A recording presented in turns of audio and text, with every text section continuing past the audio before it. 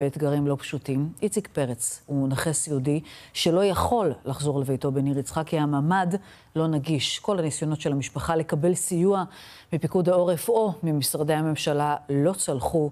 כתבנו בעוטף, יונתן רווה, היה איתו. לכם יש 15 שניות לרוץ, נכון? נכון. איך אפשר לעשות את זה?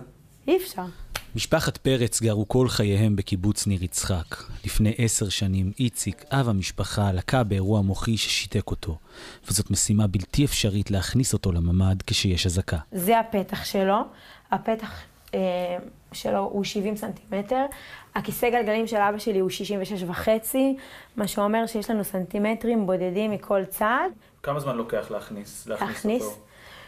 לפחות 10 דקות. אז מה הם עשו? פשוט לא נכנסו. במשך 10 שנים באזעקות, דלית הייתה נשארת ליד איציק ומתפללת. אם יש צבע אדום, אז אמא שלי נכנסת לחדר של אבא שלי, וזהו, מתפללים שלא ייפול עלינו טיל. אני מתקשרת, אני רואה את ההתראה של הצבע אדום, מתקשרת להם אחרי 2 דקות, לראות שהם נשארו בחיים. גם ב7 באוקטובר איציק ודלית לא נכנסו לממ"ד, עד שהבינו שקורה כאן משהו אחר. נגמר המתח, צלצלה הבת שלי ממפלסים, לי. היא אמרה לי, אמא תכניס את אבא לממ"ד. לא הסבירה הרבה, אבל הבנתי שכנראה יש סיבה טובה. בזמן שהם בממ"ד, מחבלים גם נכנסו לביתם, ונזק כבד נגרם לבית. צעקו, אללהו אכבר, וצעקו פה, ואנחנו שמענו פה, כל הבית מתהפך, כאילו הם הפכו פה את הכוננית הזאת, הם שברו, שמענו שהם נכנסים פה לחדר, הפכו גם את כל הארונות. איציק ודלית התפנו לקיבוץ רבבים, בזמן שהקהילה של הקיבוץ באילת, והם מבינים עכשיו שבלתי אפשרי לחזור למציאות שלפני.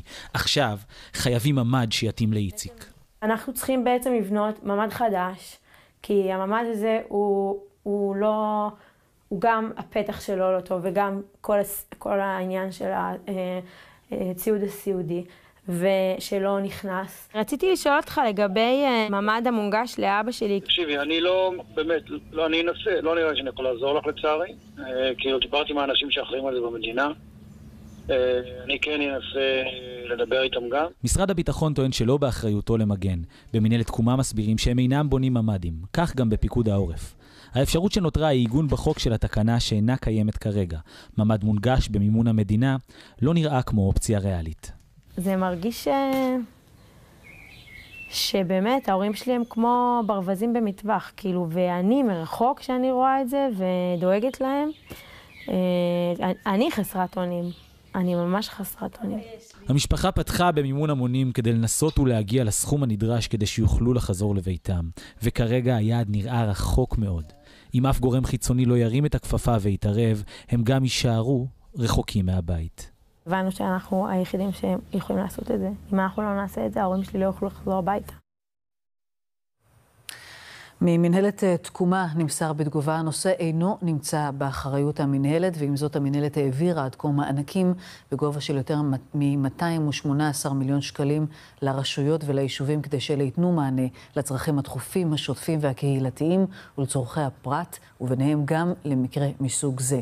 מדובר צה"ל נמסר בתגובה, האחריות להקמת מיגון פרטי מוטלת על בעל הנכס, והאחריות להקמת מיגון ציבורי מוטלת על הרשות המקומית. כמו כן, בנייה או שיפוץ של מקלטים פרטיים לרבות לאנשים עם מוגבלות אינה בסמכות פיקוד העורף. במשרד הביטחון סרבו להגיב. מאז